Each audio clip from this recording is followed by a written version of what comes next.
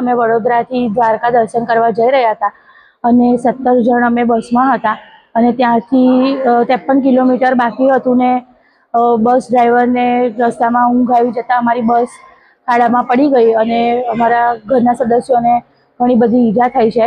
એમાં કોઈકને નાકમાં વાગ્યું છે, કોઈકને હાથમાં. મારા જે મમ્મી છે એમને કમરની અંદર વાગ્યું છે, પછી ગળામાંથી લઈને એની થાપાની અંદર સોજો આવી ગયો છે અને અમને ખંભાળિયા સિવિલ હોસ્પિટલમાં સારવાર માટે લઈ આવ્યા છે. ટોટલ અમે 17 જણ હતા, એમાં 3 કે 4 નાના બાળકો પણ હતા. 7 જણને વાગ્યું છે.